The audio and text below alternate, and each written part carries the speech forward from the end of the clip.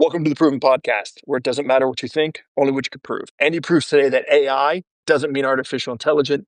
It means always incorrect or average information, unless you use very specific formulas and prompts, all of which he gives away.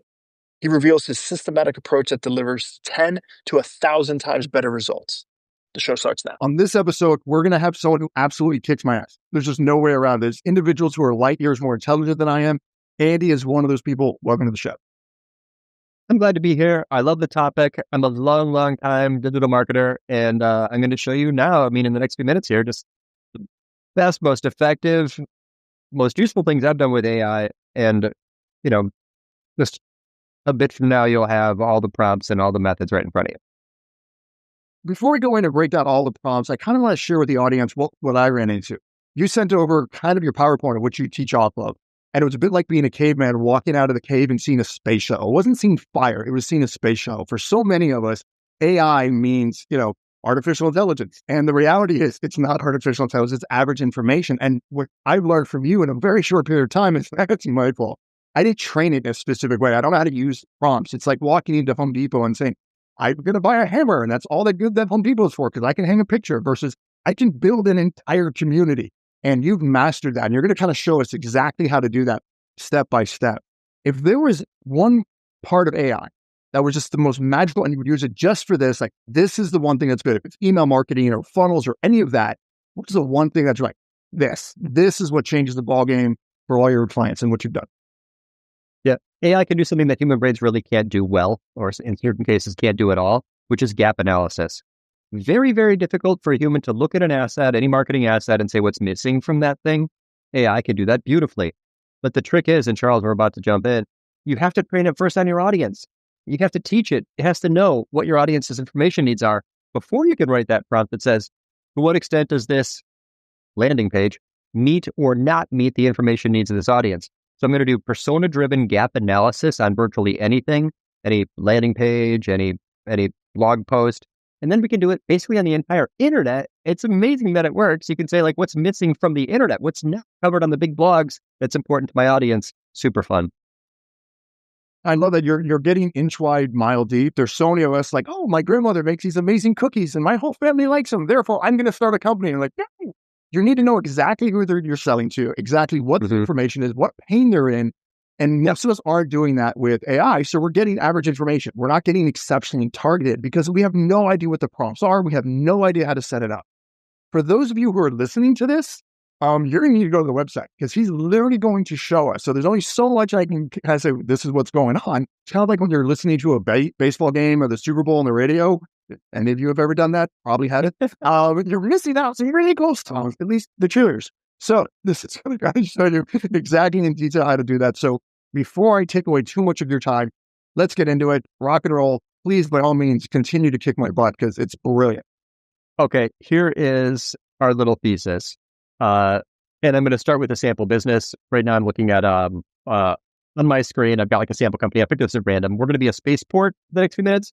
We launch satellites, and our target audience is commercial satellite operators. Okay. Very useful in marketing to know like the typical job title of the person who kind of signs the check or hires you or approves your proposals. So what I don't like about AI, and I see these like just terribly written articles that say, this is how to use it. Write 10 headlines for articles about launching satellites. I'm calling it now, that's a lazy prompt. That doesn't work. It's really boring. The responses are undifferentiated. As you said, we joke, like AI might as well stand for average information. It read the internet. It came back and it's giving you the average of the internet. It would be weird if that was somehow on target. It's not, it's sort of like, tastes like water. You know what I mean?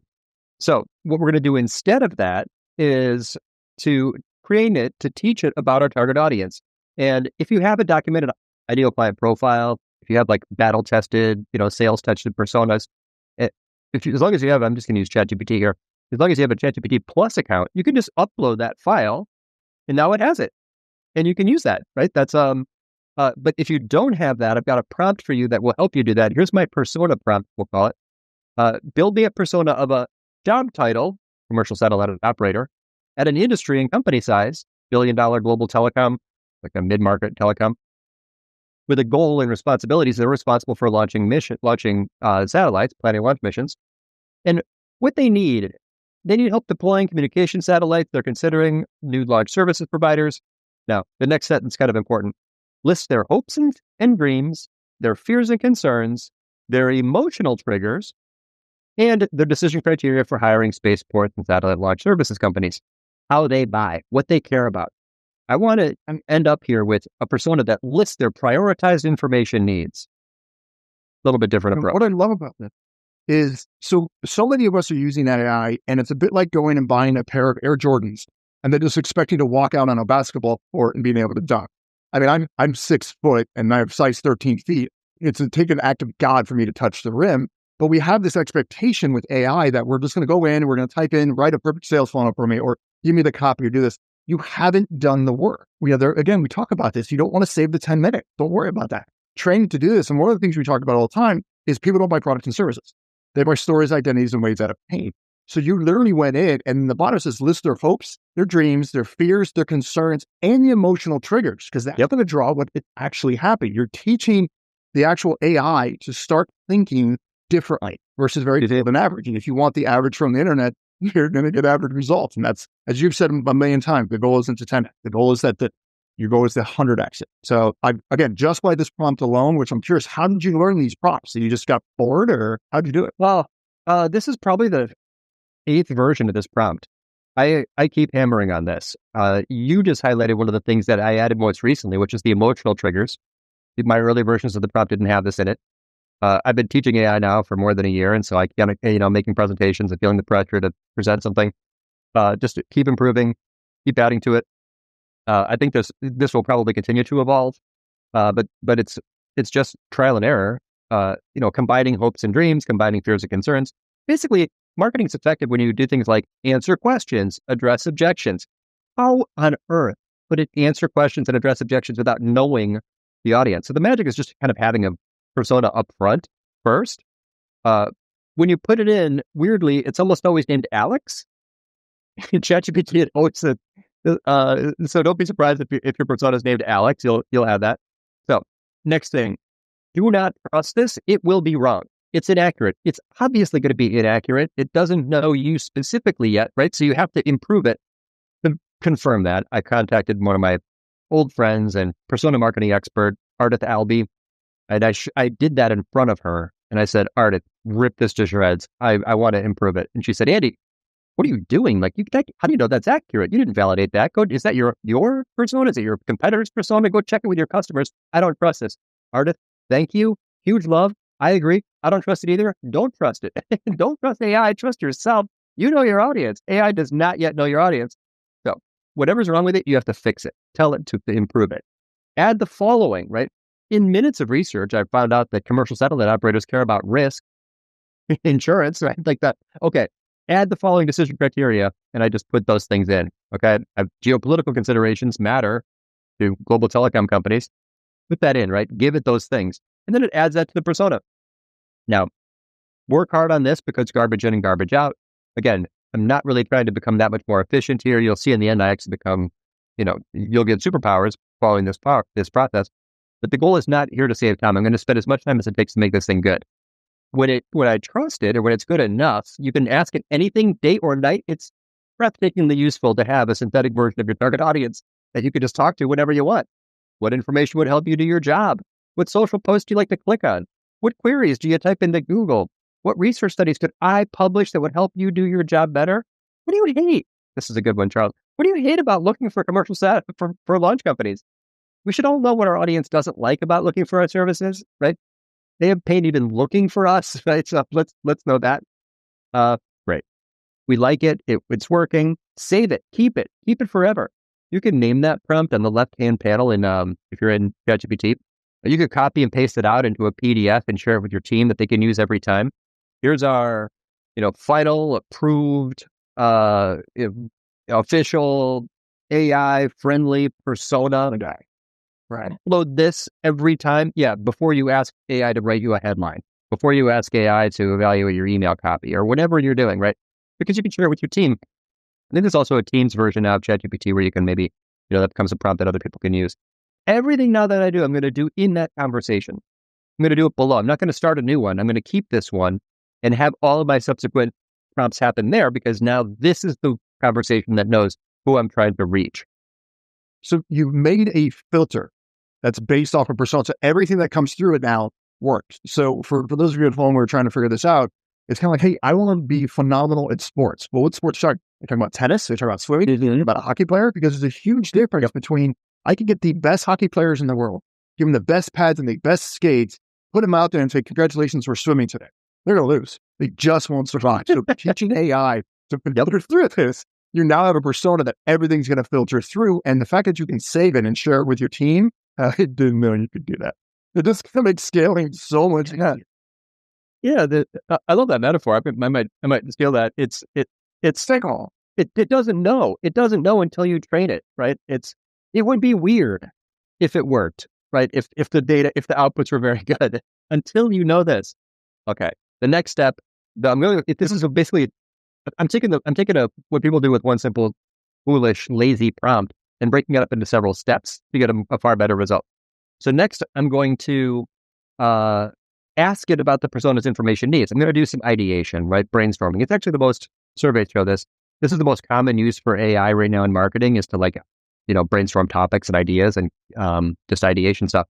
So, but before I ask it for topics, I'm actually going to go one intermediate step first and just ask it about its information needs. It's called ChatGPT. You're going to have a conversation with it. Just to start talking to your persona. Here, I'm going to start with kind of a classic prompt. Start with the skill. You're an expert content strategist, skilled in selecting topics that build awareness and trust with an audience. What information does this commercial satellite operator persona need to do their job well? And it comes back with some ideas for topics. Some of these may fit perfectly into my content strategy. Some of these maybe don't at all. So I'm going to apply that filter again, right? Because I trust myself. I'm an experienced strategist. I've had a million calls with my prospects. I know them. So I'm not going to, I'm not just going to take what it gives me. I'm going to get a list and then consider. And I'm going to pick a good one down here.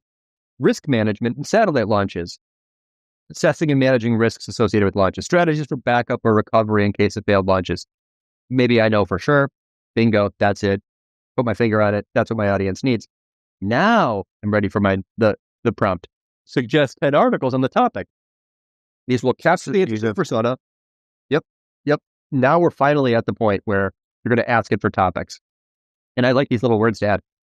Suggest topics, they'll capture the interest, they provide practical utility, make them compelling and memorable.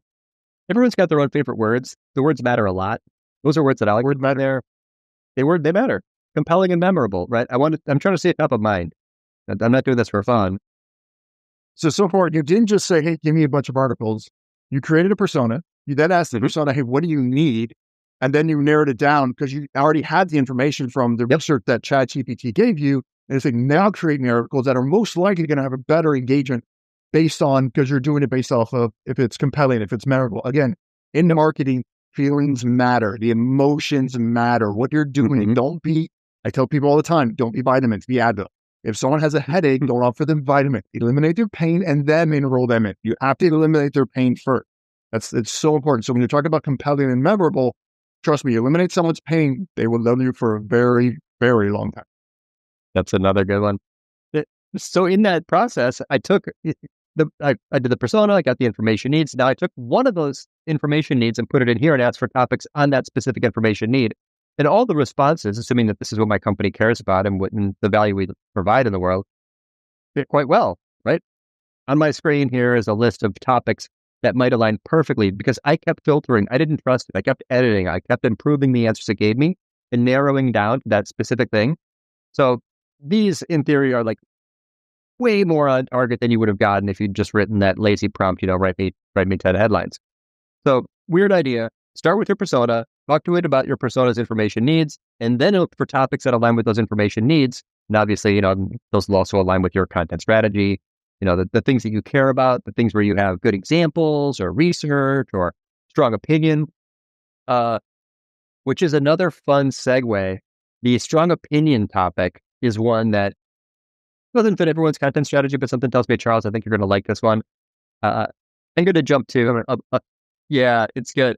A content strategy where I'm going to identify the topics that are most likely to be, have an emotional response from my audience. Seth Godin once said that true thought leadership creates tension. You're making assertions, you're willing to be wrong, and you can be certain that some people will disagree. In other words, if people can't disagree with you, you're really not doing thought leadership. You might be a good content marketer doing purely educational content, which is mostly my strategy. But thought leadership is a different thing, right? You're actually making some assertions. Now, you don't have to stick your neck out and talk about social justice or, geopolitics to be doing thought leadership. There are lots of relatively mundane topics that people care deeply about. I'll give you an example for my satellite operator. Here's the prompt.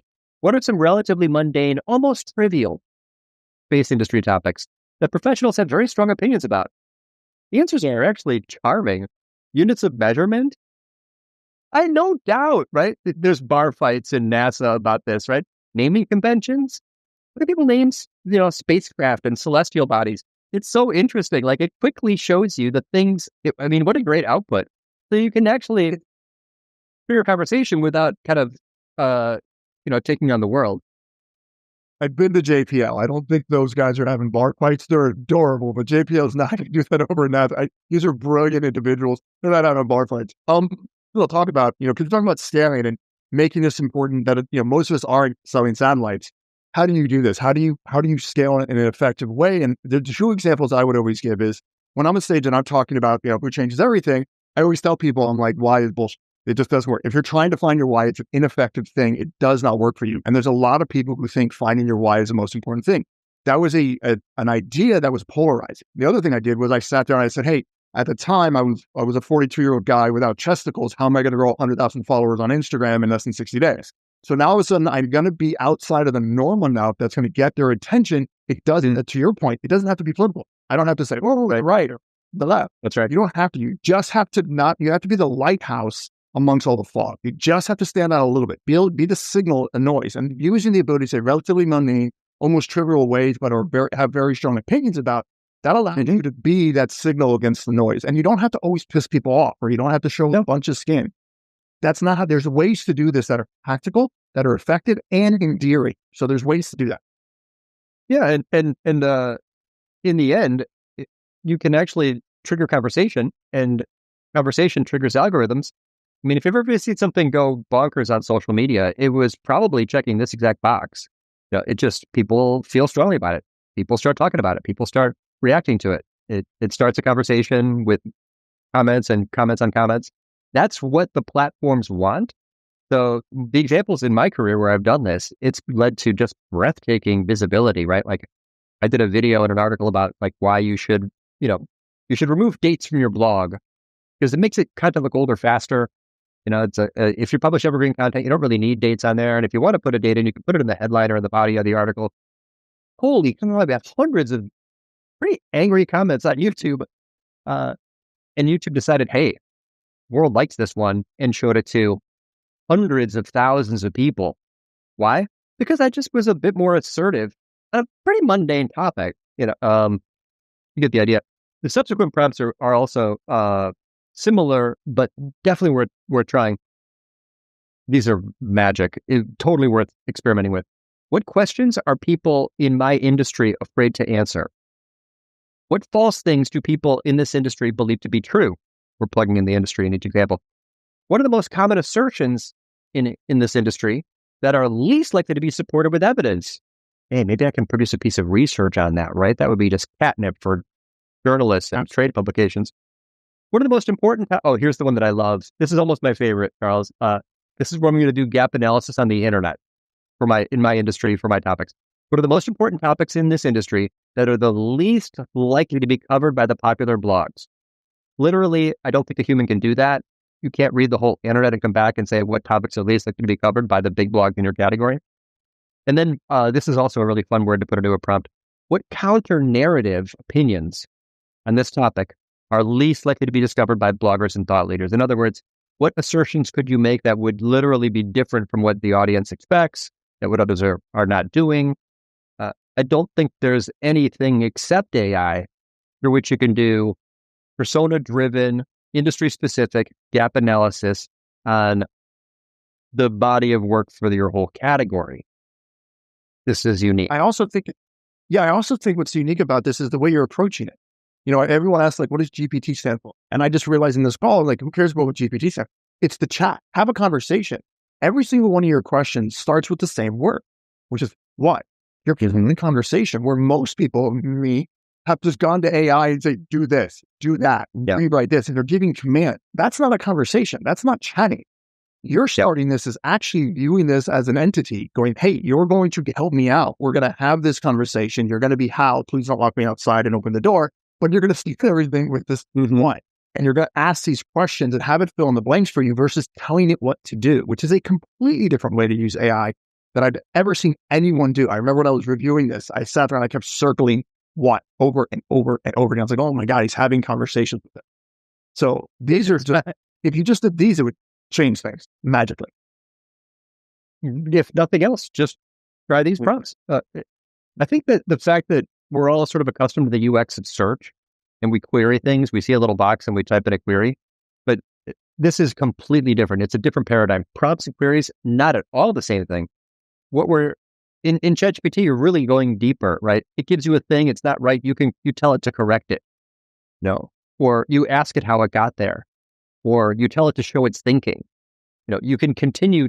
It's hard to teach in a way to make slides for it or talk about it at a conference because the proper way to do it is a lot of back and forth. And then once you get it, and then interesting, here's a pro tip. It's not in this deck, but if you get it to where it gives you something useful and you want to go repeat that method again later, you can do a final prompt that says, write a prompt that will give me a similar response in the future that I could use to quickly get to this, have you do this analysis. And it will write the prompt to have you repeat that entire exercise you did. And then you save that prompt in your shared prompt library. A lot of people like us now have shared prompt libraries, Google folder or some place where everyone can go grab the best prompts. So don't delete the thing. Don't quit. Don't leave it until you've gotten the value from it in a way that makes that analysis or that method repeatable. Selfish question. Is there a place where all the best prompts are stored from like all the companies where everybody comes together and say, hey, with the geeks, we would get together like, hey, this is the best thing we did here, the best for Forex trading or for this, hey, we figured out this, there's a knowledge base where we as IT guys used to go and share all of our stuff in these knowledge bases. And then those ended up being monetized in a very interesting way. Is there one that has kind of the best, most proven, tried and true prompts that are working, or is that doesn't exist? I know of some private Slack groups for AI practitioners who share some things in there. But Charles, not only is there not like a public place for this, but companies are not asking new employees to sign employment agreements that say, you will not share any prompts that you learn or create on this job. Prompts, the outputs of AI are not copyrightable because there's no significant human involvement. But the prompts themselves are copyrightable. And I think that there's people who write these prompts, they're almost squeamish about sharing them. There's a joke now. They say like English is the hot new programming language. These prompts are basically doing what expensive software would do. 2 years ago, if said, Andy, for only $200 a month, I've got a tool that will analyze the internet and tell you where there's content gaps across your entire category. At $200, here's my money. Yeah. That's only one of the million things I could do in here now. So I think that it's so powerful. There aren't that many people teaching it in this way. People are starting to hold back. Weird. I'm just saying, because as entrepreneurs, and I love scaling, and the worst thing I would ever tell anyone to do would be to start a business. I try and get people to never do that. Don't start. The amount of friction to actually get launched is a nightmare. But the entrepreneur in me is like, I'm going to make a vault and charge people $70 to $100 a month to get into this. Sorry, keep going. No, that idea that pops in mind. Cursing scaling. Yep. Right now, I think the results are so bad that if someone said like, hey, here's 500 prompts for $20, it's probably garbage. And honestly, prompt engineering is probably overrated, and AI can help you write prompts itself. But this little framework, right, I think will get you a lot of where you want to go.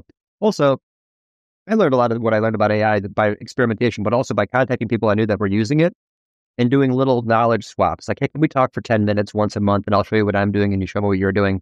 I learned a lot very quickly by talking to people who I knew were using it a lot. Like, yeah, that guy uses it to audit landing pages, and here's his prompt that has all the best practices listed at the top, and it comes back and tells you like all the ways in which that landing page does not align with his best practices. Dude, So grateful. Let me show you what I got. And just kind of back and forth really helped, took months off my learning curve. Again, on what you know, it's who you know. Yeah, it helps a lot. I mean, just form a mastermind group or like get on a monthly, this 4 people. I'm in 2 mastermind groups, one AI, one agency owners. And there's 4 other people separate where I do 15-minute calls once a month. And then we learn tons from each other. I'm going to come back in and do another prompt because to make the most of this time, this is something that is very, very hard to do as a human, which is to take a transcript. I'm looking at a YouTube video to take a transcript and turn it into a piece, to reformat it as another piece of content. So if you go to YouTube and you expand the description and you scroll down to the bottom, there's a little button that says show transcript. Then you copy and paste that transcript out into a text file. It'll be way too long. GPT will choke on it unless you upload it as an external file.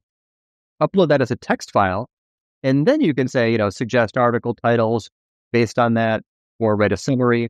Summarization is one of AI's superpowers. Very, very helpful. What it just did there is actually a huge productivity gain because it's super tedious to try to turn it long, these like super long monologues and giant blocks of text into anything useful. But the next prompt is even more fun. Listen, this is similar to the gap analysis, but it's going to find for me the juiciest nuggets, right? Those 10x or 100x little quotes, they just flowed past. You've dropped several here, Charles. If we did this on this conversation, I know exactly what it would suggest. Very difficult for a human to pull out the most compelling sound bites or the counter-narrative opinions or the surprising facts, right? Or the most emotionally triggering, bits of language from a long transcript. How do you do that? Right? You're going to read the whole thing and like try to stay objective the whole time. So here's the prompt. Which statements in this video are people most likely to be surprised by? Which soundbite in this video would make the best video clip for social media? And it will come, and basically the response is sort of amazing. It's like, okay, here are the top 3 surprising statements. These ones were on lines 44 through 48, right? Because you've got the transcript. These are potential soundbites for social media. Now, just go back to your video and just chop out that bit of that video clip. That's the throw gas in the fire social media content, right? So really fast, really effective, a smart way to do it. Aligns perfectly with strategy, all the good content marketing strategies, right? Repurposing, upgrading formats, 10x promotion. So that's one where, again, you're using, and this one, by the way, you didn't need the persona because you could do it in that same conversation, but mostly this is an example of another use for AI, more or less, where you're giving it data and asking it for insights. Similar to this, I upload a lot of GA4 reports. If I could show, it's kind of fun. It's very nerdy, but if you give it a GA4 report showing all of your content, yeah, you want me to jump into that one? Yeah, but I was going to say, there's 2 things. One is when you're like, what are the best social media? It's like, maybe would I prompt it on chatting with it? Would I be able to ask it, hey, what is a better, should I use the prompt best or should I use the most viral? So when you're going into that, when you play with those, is it just trial and error? Because with the podcast, with what we're doing here, I can literally take the entire, 40, 50 minutes because some of these are longer than that. As we're doing this, have them just do this. And it cuts all of my time for my team because we create a lab report, every one of these where we give people, here are the prompts, here are the steps, go do this, here's the homework, go get this done. This would help the team out creating those lab reports. And, most of our lab reports are like 50, 60 pages. This will allow me to take out the information, expand on it. Now we're creating like 200 page lab reports for people so they can have that level of value. Just this alone changes the business because there's so many people that need to write LinkedIn articles and they need to get information out there where they're like, oh, well, fired. I don't really feel like writing. I'm guessing even if you transcribe, because there's a bunch of transcription tools, your latest meeting or your meeting with a client, and you did that, you could run this through there and then give an email back to them saying, hey, this is a recap of what happened. This is how we did it. These are the most important things. These are your next steps. And it's an immense amount of time. So there's just so many different ways to use this. Yep. The AI meeting assistants are mostly doing that part, the summarization, which is mostly what I'm doing here. The slightly different part, my twist on that here is that I'm using it for marketing. So I'm trying to get it to find me something that's provocative, basically, right? I'm doing social media marketing at the moment. So I'm trying to find something provocative. There are, I don't know if the AI meeting assistants really do that as well. You can certainly get the transcript out of there. They put a little summary at the top usually. they're good and they've become pretty standard. But this is, you might like this. Looking back, I now wish I had the last 50 or 100 sales calls I'd ever done recorded, because I could put all those into transcripts, and then I could give those transcripts to the AI and say, what are the top questions people ask me during sales calls? What are the aha moments that clients have when I do sales calls? You could actually, if you had all the transcripts from all of your last sales calls, so start recording these things. In the future, yeah, you're going to be able to query basically talk to the AI about your last 100 sales calls and figure out what was the thing that they always asked. What was your best answer to that top question? What are the questions where you didn't have a great answer, and what could be a better answer for that?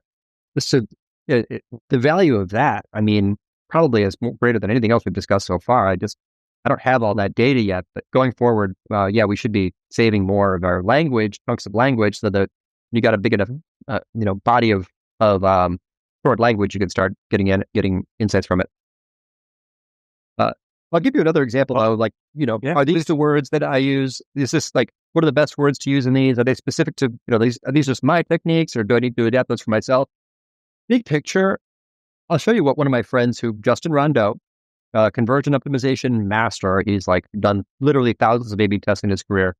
Former head of growth for digitalmarketer.com, badass, super humble, sweet guy. Yeah. So I got to give a presentation at an e-commerce conference, and I said, Justin, I want to try something. Can you send me your best practices for product detail pages? Oh yeah, I got a deck right here.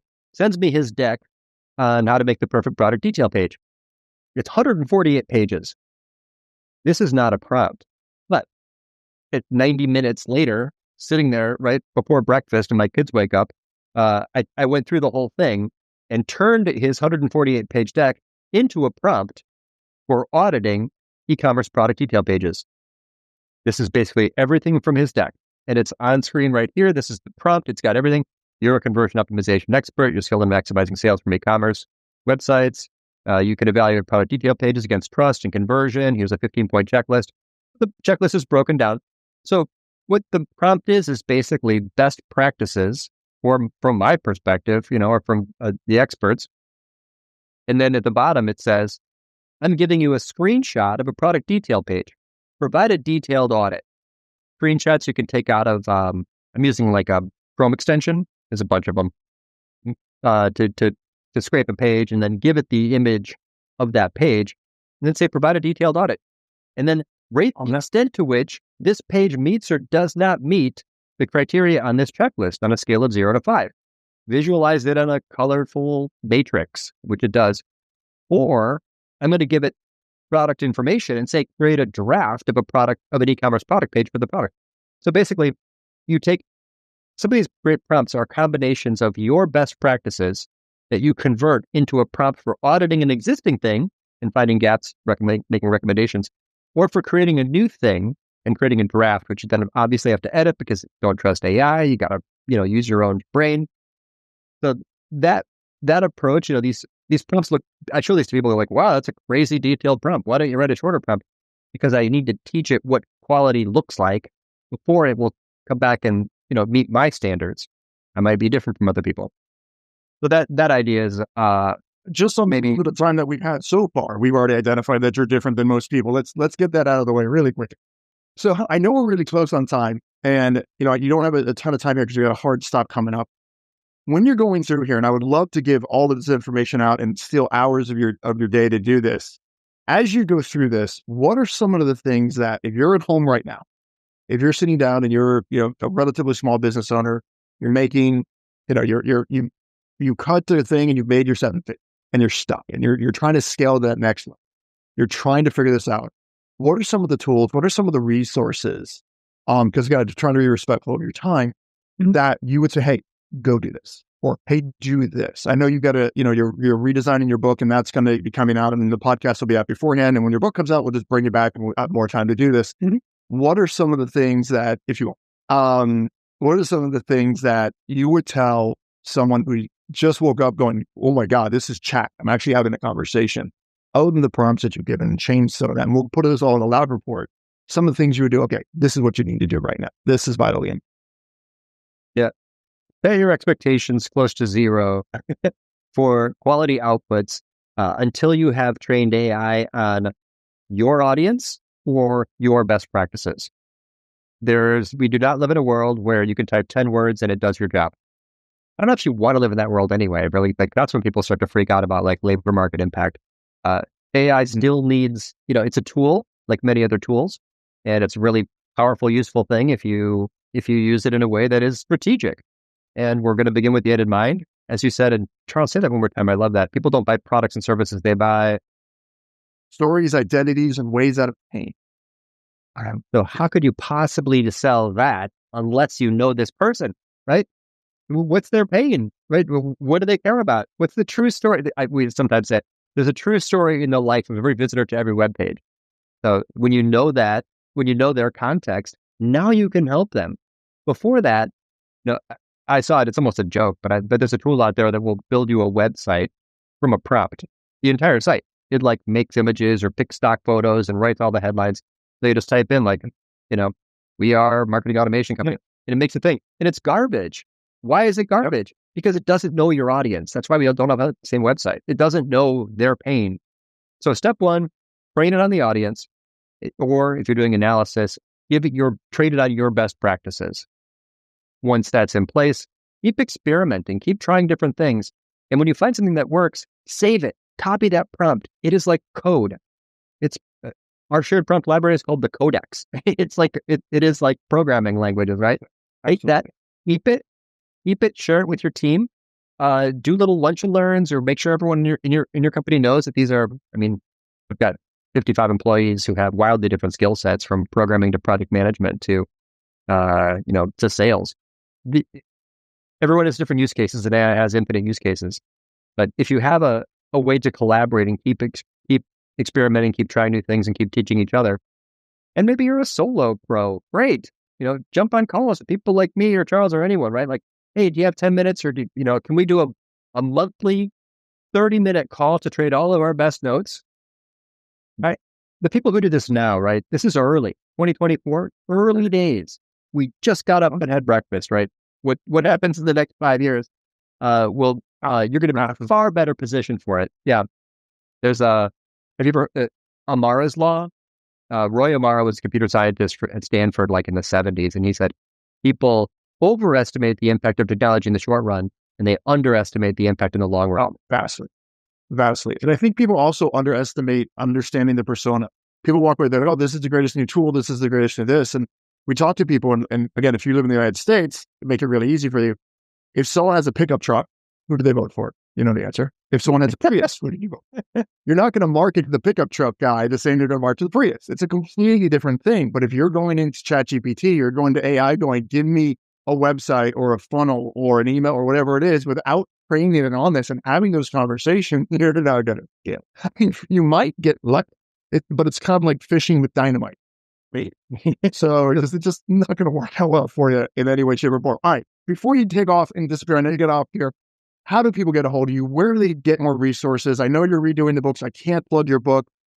Where do people find you? How do they get more information about it? Where do they go? Yeah, I wrote a book about content strategy. It's in its 6th edition, and it's got tons in it, but it doesn't have the prompts because the last time I rewrote it, it was just before the ChatGPT blow up. So that's in the process of being rewritten now. So don't buy the book if you're looking for AI tips, but still useful for all-purpose content strategists. My best social network is LinkedIn. I write an article on my website every 2 weeks. That's orbitmedia.com. But you can find me anywhere. Ask me anything. And then if anyone wants to really connect with me on LinkedIn, what do they call it? It's like that blue button is set to follow. There's also a 3-dot button there that you can click to connect with me if you want to drop me a line and send me a DM. So I'm going to go over there's a lot of noise on social media. Say, if I was about to go back to ChatGPT and say, what's the best way to connect with Andy?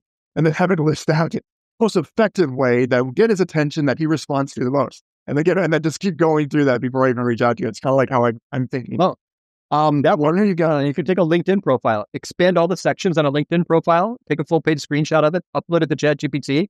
Influencer outreach is something that you can use it for. Something else cool. One last thing we can't resist. If you're in transition and looking for a new gig, or hiring someone, let's say you're in growth mode, you can take the job description and their LinkedIn profile or resume, upload both of those to ChatGPT and say, do a SWOT analysis for this person in this role. It's a fantastic recruiting assistant because it will list for you like the possible risks of hiring. It's going to be wrong. Got to check it. It's just a point of view. AI should stand for another input, right? Just another input, but you can actually give it a LinkedIn profile and a job description and start to talk to it about that person and that job, assuming the LinkedIn profile is accurate. You might get some insights. Yeah, I think, as you first came into this, we talked about AI meaning all these things, but the way we're doing it, it's AI stands for always incorrect because you haven't trained it in a way. By default, it's going to be always incorrect. So teach it the persona, teach us those things, and then kind of go from there. I can't get more for you. So I'm like, thank you. Great. I know you've got to jump off the call. Thank you so much for being on this one. We will definitely have to have you back, and I'll talk to you very, very soon. Super fun. Thanks, Charles. Thanks, everyone. Andy just proved that AI without a strategy is expensive guessing. Stop asking for miracles. Start building systems. Create your persona. Teach the machine. Iterate relentlessly. Companies mastering this now will dominate tomorrow while everyone else drowns in lazy prompts.